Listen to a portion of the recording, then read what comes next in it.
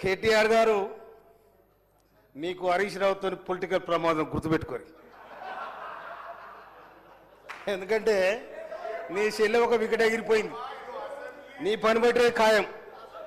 ఎందుకంటే మీరు పోటీపడి దోచుకున్న రాష్ట్రాన్ని.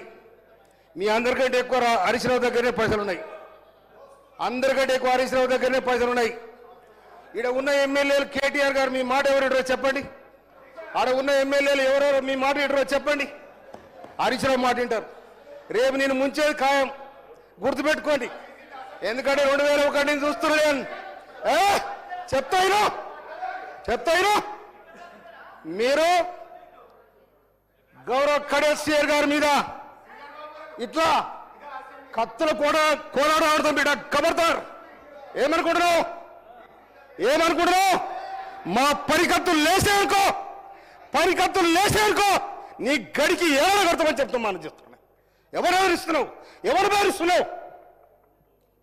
అందుకోసమనే దళితులంటే గిరిజనులంటే లెక్కలేని తన మీద మీరుంటే మీ గడిలో దొర్రె రోజు కూడా వస్తారు కూడా తెలుస్తారు. నేను అందుకోసమనే ఇమ్మీడియట్లీ అధ్యక్ష వాళ్ళు కడియం సిఆర్ గారికి బేస్ చెప్తా క్షమాపణ చెప్పాలని డిమాండ్ చేస్తా ఉన్నా నేను.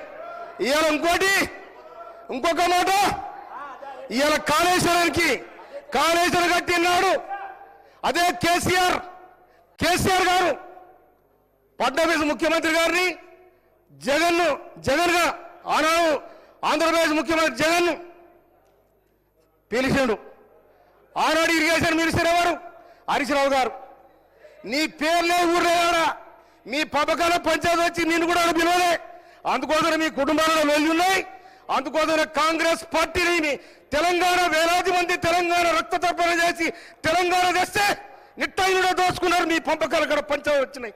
అందుకోసం ఆ పంచాలు కాంగ్రెస్ మీద రుద్దాన్ని కూడా మీకు హెచ్చరిస్తా ఉన్నా నేను.